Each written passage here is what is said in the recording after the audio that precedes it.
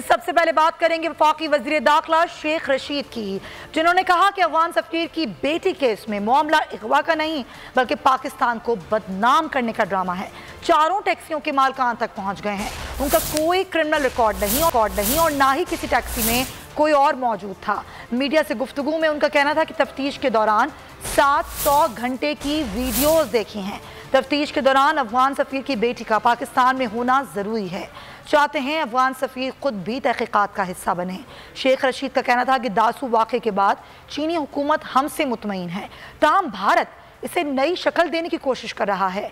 चीन और पाकिस्तान के दरमियान गलतफहमी पैदा करने की कोशिश की जा रही है। वज़ीर दाखिला ने मजीद कहा, पाकिस्तान के खिलाफ गैर एलानिया हाइब्रिड वॉर शुरू हो चुकी है।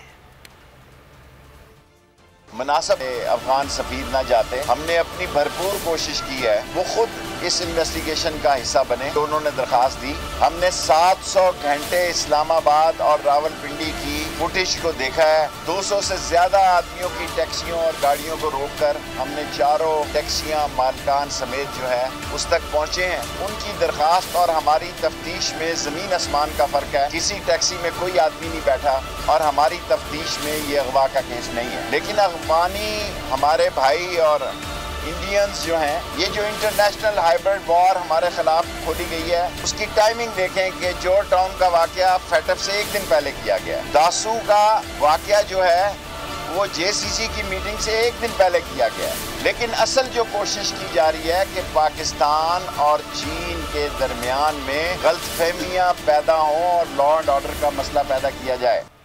अफगानिस्तान में सदारती महल के करीब रॉकेट हमला किया गया। अफगान मीडिया के मुताबिक रॉकेट उस वक्त दागे गए जब सदारती महल में अफगान सदर समेत आला हुक्काम ईद की नमाज अदा कर रहे थे। अफगान सदर अशरफ गनी ने ईद के इज्तिमा से खिताब में कहा कि मुल्क में किसी मलेशिया ग्रुप को ऑपरेट करने की इजाज़त नहीं देंगे। तालिबान ने अफगानिस्तान के सरहदी जिले स्पिन बोल्दक में अफगान कर्नल अयूब काकी के घर से पाकिस्तान का कौमी शनाख्ती कार्ड बरामद कर लिया। बरामदी शनाख्ती कार्ड में चमन का रिहायशी पता दर्ज है। की नाअहली का एक और सबूत सामने आ गया। अफगान कर्नल के घर से पाकिस्तान का कौमी शनाख्ती कार्ड बरामद। कार्ड स्पिन बोल्दक में तालिबान के कब्जे के बाद कमांडर के घर पर छापे के दौरान सरहदी पुलिस के कमांडर कर्नल मोहम्मद अयूब की रिहाइशगाह से बरामद हुआ, जिस पर पता पाकिस्तान के सरहदी शहर चमन के इलाके कली हसन का दर्ज है और कमांडर को ठेकेदार दिखाया गया है। 2002 में जारी हुआ और 2007 में इसकी मियाद खत्म हो गयी। और मोदी हुकूमत की जानिब से वजीर आजम इमरान खान, राहुल गांधी और दीगर मुखालफिन की जासूसी इल्जामात सामने आने पर भारत में भी खलबली मच गई। राहुल गांधी ने वाक़े को शर्मनाक करार दे दिया। कांग्रेस ने वजीर दाखिला अमित शाह को हटाने का मुतालबा कर दिया। दीगर अपोजिशन जमातों ने मुखालफिन के फोन हैक करने की कोशिश को मुल्क से बगावत करार दे दिया। इसराइली कंपनी की पेगासस के सॉफ्टवेयर के जरिए हालिया जासूसी के इल्जामात सामने आने के बाद एमनेस्टी इंटरनेशनल के इंकशाफ ने तहलका मचा दिया। रिपोर्ट में बताया गया कि पेगासस नामी सॉफ्टवेयर जदीद iOS सॉफ्टवेयर हैक करने की सलाहियत रखता है। गवर्नर पंजाब चौधरी मोहम्मद सरवर ने कहा कि भारत दहशतगर्दों और आम दुश्मनों का सहूलतकार है। FATF में शर्मनाक भारतीय किरदार बेनकाब हो चुका। ट्वीट में गवर्नर पंजाब का कहना था कि पाकिस्तान की तरक्की और अमन इस्तेहकाम भारत से हजम नहीं हो रहा। भारतीय वजीर खारजा का पाकिस्तान से मुतालिक बयान भारत का असल चेहरा है। पाकिस्तान ने पहले भी भारत के अज़ाइम को नाकाम बनाया, अब भी बनाएंगे। भारत की दहशतगर्दों की सहूलतकारी पर दुनिया को खामोशी अब खत्म करनी होगी। बगदाद में खुदकुश धमाके से 35 अफराद जाँ बहक और दर्जनों जख्मी हो गए। खबर एजेंसी के मुताबिक धमाका मशरकी बगदाद में सदर की मार्केट में हुआ, जहां ईद की वजह से खरीदारों का रश था। वफाकी वज़ीर दाखिला शेख रशीद ने आज़ाद कश्मीर में मरियम नवाज की इंतखाबी मुहिम की सख्त मजम्मत की। उनका कहना था कि मरियम नवाज सरजमीन कश्मीर की खातिर नहीं बल्कि इमरान खान के खिलाफ मुहिम चलाने वहां पहुंची हुई हैं। मरियम नवाज ने कश्मीर इलेक्शन में शिकस्त पर धरने की धमकी दी। उनका कहना था कि मरियम नवाज दिसंबर से हुकूमत के खात्मे का ऐलान कर रही हैं, वो धरना देकर भी अपना शौक पूरा कर लें। आज़ाद कश्मीर में हुकूमत PTI ही बनाएगी। इलेक्शन मुहिम कश्मीर की नहीं कर रही, नवाज शरीफ को लाने के लिए नहीं कर रही, वो इमरान खान के खिलाफ कर रही है कि अगर पीटीआई जो है वो जीत गई, ये हार का पहले इतराफ है। तो जनाब पीटीआई जीतने जा रही है, लेकिन जो वो ये कह रही है कि वो इस्लामाबाद में हारने के बाद धरना देंगी, तो बड़ी खुशी से धरना उनका शौक है। पिछले दिसंबर से इस हुकूमत के खात्मे का वो ऐलान कर रही है। बजट भी पास हो गया। इंशाअल्लाह इमरान खान की क़यादत में ये मुल्क आगे बढ़ेगा। इमरान खान की क़यादत में इकोनॉमिक क्राइसिस पर, जिस मुल्क को ये डिफॉल्ट करना चाहते थे, जिस मुल्क को ये प्रॉब्लम में डालना चाहते थे, वो मुल्क बुरानों से निकल रहा है। 25 तारीख को देख लीजिएगा, इंशाअल्लाह बल्ले की हुकूमत होगी, बल्ले की अक्सरियत होगी। मुआवन खुसूसी शहबाज गिल ने एक बार फिर मरीम नवाज को तनकीद का निशाना बना दिया। ट्विटर बयान में कहा, मोहतरमा सिर्फ तब सच बोलती हैं जब नहीं बोलती। कल मरियम सफदर इमरान खान के खिलाफ हर्जत सराई करती रही, मगर मोहतरमा एक बार फिर पकड़ी गईं। उन्होंने कहा LOC का इलाका जहां मरियम सफदर ने दावा किया वहां रेडियो सर्विस नहीं। मोहतरमा कहीं बॉर्डर के उस पार तो नहीं निकल गईं। उन्होंने कहा कि इंटरनेशनल मीडिया ने एक बार फिर मरियम के वालिद और इसराइली गठजोड़ बेनकाब किया। नवाज शरीफ इसराइल के साथ पाकिस्तानी ऑफिशियल्स इमरान खान के फ़ोन हैक करता रहा। उधर मोदी इसराइल के साथ मिलकर अपनी पोजीशन के फ़ोन हैक करता रहा। ये भी बताएंगे आपको, लेकिन अभी बताएं कि वज़ीर आला पंजाब की मामले खुसूसी इत्तलात डॉक्टर फिरदौस आशिक आवान ने कहा है कि कनीज़-ए-दोम अपने मफरूर लीडर और जाली राजकुमारी की जालसाजियों पर पर्दा नहीं डाल सकती।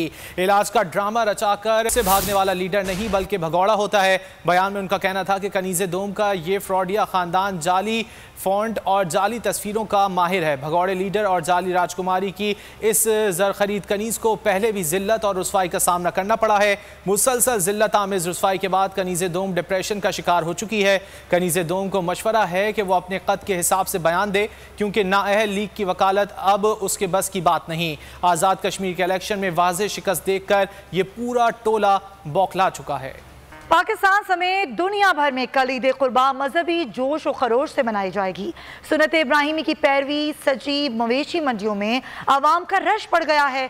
व्यापारी दाम कम करने का नहीं ले रहे नाम। खरीदारों को अच्छे और सस्ते जानवर की तलाश में सुबह से हो रही है शाम। कहां कौन क्या खरीद रहा है, जानिए इस रिपोर्ट में। वक्त कम, मुकाबला है सख्त। मिशन मंडी का फाइनल राउंड कराची से खैबर तक तलाश है सभी को अच्छे और सस्ते जानवर की। कराची सुपर हाईवे पर कायम मवेशी मंडी खचा खच भरी है। जैसे कि ये जानवर पिछले सालों में जो है ना 2.5 लाख 3 लाख का मिल जाता था, लेकिन इस मरतबा इसके 5-5 लाख रुपए मांग रहे हैं। हम जो है ना रात के 2 बजे से ख्वार हो रहे हैं, लेकिन अभी तक हमें कोई जानवर मुनासिब कीमत में नहीं नजर आया। अब जिसने जानवर खरीद लिया वो निकल पड़ा चुरियां तेज कराने। कराची की दुकानों पर तो रश लगा है। हैदराबाद में भी खरीदार और व्यापारियों में भाव ताऊ जारी है। पंजाब में भी मवेशी मंडी की रौनक उरूज पर है। बैल और बकरों की जहां खूबसूरती है मिसाली, वहीं आसमान छूते दाम भी कर रहे हैं जेबें खाली। यहाँ का मौसम बहुत खुशगवार है, यहाँ हमने बड़ी इंजॉयमेंट की है, लेकिन पानी जो है वो सर से गुजर रहा है। हमारे समझ नहीं आ रहा है। हमारी शौक भी है कि हम जानवर लें, लेकिन इधर मंडी का जो रेट है ये बहुत पिछले साल के निस्बतन बहुत ज्यादा है। इस्लामाबाद, पेशावर और दीगर शहरों में कायम मवेशी मंडियों में व्यापारी लाड प्यार से पाले हुए जानवरों को किसी तौर कम कीमत बेचने पर तैयार नहीं। एक तरफ जहां मवेशी मंडियों में जानवरों की कीमतें होश उड़ा रही हैं, वहीं मुतवसत तबके की तरजीह इस बार भी इज्तिमाई कुर्बानी है। ईद कुर्बा में चंद घंटे बाकी, आखिरी दिन मवेशी मंडियों में खरीदारों का रश बढ़ गया। बकरा और बैल की खरीदारी के लिए भाव ताव तेज हो गया है। इस्लामाबाद की मंडियों में क्या सूरत हाल है, मंडियों में कितने जानवर बाकी हैं, खरीदारी का आखिरी रेट तेज हुए या कम, जानते हैं अल्लाह दत्ता खान से जो कि उस वक्त वहाँ पर मौजूद हैं। बताइएगा अल्लाह दत्ता खान। जी बिल्कुल, आज मवेशी मंडी का आखिरी दिन है और आम दिनों की निस्बत आज मवेशी मंडी में रश बहुत ज़्यादा नज़र आ रहा है, क्योंकि आखिरी दिन है, सुन्नत इब्राहिमी अदा करनी है और हर शहरी की यही ख्वाहिश है कि जिसने सुन्नत इब्राहिमी अदा करनी है वो जानवर खरीद कर लेकर जाए। लेकिन मंडी की सूरत हाल ये है कि उन जानवरों की कीमतें आज भी तेज़ हैं। इस जानवर की अभी सौदा किया जा रहा है 1,80,000 रुपये। शहरी हमारे से मौजूद है, उनसे बात करते हैं। बताइएगा जी, कितने में आज सौदा तय हुए? हमारा जी इनके साथ ये 1,80 में सौदा हुआ है। 2 लाख रुपये डिमांड कर रहे थे, लेकिन हमने यहाँ मार्केट सारी घूमी है, मंडी सारी घूमी है, तो यहाँ पे जो रेट है वो ऑलमोस्ट उनसे ना जो लोकल लोग हैं उनसे ज़्यादा रेट है यहाँ। आम दिनों की निस्बत मंडी आज कैसी देखने में? बहुत तेज़ है मंडी, बस आम दिनों की निस्बत कल भी तेज़ थी और आज भी तेज़ है मंडी। आप कहाँ से लेके आए जी जो ये 1,80 का जानवर दिया आपने? बंग्याल गांव से लेके आया हूँ। दादा ने बड़ी खिदमतदारी की थी, 3 साल दान पालिया। इतनी मकसद दादा ने रकम पूरी नहीं हुई जितनी 1,80,000 रुपये था। मंडी कोई रेट ही नहीं कोई की। समझे? जी बिल्कुल, मकामी जानवर जो लाए गए हैं वो फिर भी कुछ मुनासिब कीमत पर दस्तयाब हैं, लेकिन जो व्यापारी इब्ला से लेकर आए हैं उनकी कीमतें उसी तरह बरकरार हैं। बहरहाल खरीदो फरोख्त का सिलसिला आज भी जारी है और आम दिनों की निस्बत आज मंडी में रश ज्यादा नजर आ रहा है। खरीदो फरोख्त का सिलसिला जारी है। बहुत शुक्रिया लदिता, आपने इस हवाले से आगाह किया। और लाड़काना की बात की जाए तो वहाँ भी महंगे जानवरों से शहरी परेशान है। जानवरों के क्या दाम है जान लेते बोल न्यूज़ के नुमाइंदे शिराज महमूद से। शिराज बताएगा क्या कीमतें हैं मवेशियों की? जी देखें, ईद उल अज़हा में आज आखिरी रोज़ है और फाइनल राउंड जो है वो आ चुका है और शहरियों की जानिब से जो है मवेशी मंडी में ख़रीदारी का सिलसिला जारी है, लेकिन महंगाई जो है वो आड़े आ चुकी है। इस वक्त हमारे साथ वो है चंद शहरी मौजूद है, उन्हीं से जान लेते हैं आप ख़रीदारी करने आए हैं, कितनी महंगाई देखते हैं? महंगाई तो बहुत ज़्यादा देख रहे हैं। 1 घंटा हो गया गर्मी में घूम फिर रहे हैं, लेकिन छोटे से छोटा जो बकरा जो पिछले साल हमें 20 में 25 में मिल जाता था वो अभी 30-35 से कम नहीं मिल रहा है। बहुत ज़्यादा महंगाई है। एक और शहरी हमारे साथ मौजूद हैं, किस तरह से सहूलियात देखते हैं मवेशी मंडी में? देखिए, सहूलियात तो यहाँ पे है ही नहीं, खुद साख्ता है इन्होंने अपने हिसाब से लगाई हुई है, इंतज़ामिया ने कोई ताउन नहीं किया इनके साथ। और दूसरी बात ये आखिरी चांद रात तक ये किस्सा हमारा जो चलता रहेगा, तकरार ताजर और हमारा खरीदारों का सुन्नत इब्राहिमी की अदायगी भी करनी है भाई। जी बिल्कुल, शहरियों की आपने बात सुनी, महंगाई भी है। ठीक है शिराज, आप हमें लाड़काना अपडेट कर रहे थे, बहुत शुक्रिया आपका। मंडी गए मवेशी, लाए कभी बैल, बिगड़ गया कभी बकरा, हत्ते से वो खड़ गया। एक नहीं कई मौक़ों पर जानवर इंसानों को तिगनी का नाच नचाते नजर आए। कैसे, देखिए इस रिपोर्ट में। मंडी से आई, घर आई तो हाथ से गई। कराची में टहलने वाली गाय ने यकायक चौथा गियर लगाया और लोगों की दौड़ लगवा दी। ये मंजर है लाहौर का। यहाँ भी शौकीन बैल टहलाने निकले, मगर बैल का मूड बिगड़ा और टहलाने वालों पर चढ़ दौड़ा, कई अफराद को जख्मी कर डाला। उजाले से जरा अंधेरे में आए, जहाँ बैल को जाने क्या सूझी कि दुकान पर धावा बोल दिया, तबाही मचा दी। तोड़ फोड़ के बाद फिर भाग निकला। सड़क पर चहलकदमी करते हुए बैल गजबनाक हुआ, जो सामने आया उसे सींगों पर लिया। मंडी से लोड होने वाला बैल अनलोड होने को तैयार नहीं। सुजुकी से उतरते ही बैल ताव खा गया। जंजीर तुड़वाने की तगुदों में खुद को जमीन पर पटक दिया। रस्सी और जंजीर के जरिए बैल को दो अतराफ से पकड़ना पड़ा, मगर बैल किसी तौर काबू आने को तैयार न था। कराची में काला बैल भाग दौड़ के बाद सड़क पर आ खड़ा हुआ। एक साहब ने चैलेंज करने की जुर्रत की, सींग दे मारा और फिर भाग निकला। वफाकी वजीर दाखिला शेख रशीद कुर्बानी के जानवर खरीदने इस्लामाबाद मवेशी मंडी पहुंच गए। शेख रशीद ने व्यापारियों के साथ खूब भावताव किया। वजीर दाखिला ने कुर्बानी के लिए 3 ऊँट खरीदे। ऊँटों की कीमत 5,60,000 रुपए तय हुई। शेख रशीद हर साल कुर्बानी के जानवरों की खरीदारी के लिए खुद मंडी जाते हैं। कराची में नॉर्दर्न बाईपास पर मवेशियों के व्यापारी को डाकुओं ने लूट लिया। 2 मोटरसाइकिल सवार मुलजिमान व्यापारी याकूब से 60 लाख रुपए छीन कर फरार हो गए। मुलजिमान ने जाते जाते कार पर गोलियां भी चला दी। ईद कुर्बान पर सफाई के क्या होंगे इंतजामात, कैसे ठिकाने लगाई जाएंगी जानवरों की बाकियात। शहरी इंतजामिया ने कमर कस दी है। अवाम और अफसरान को हिदायत और अहकामात जारी कर दी है।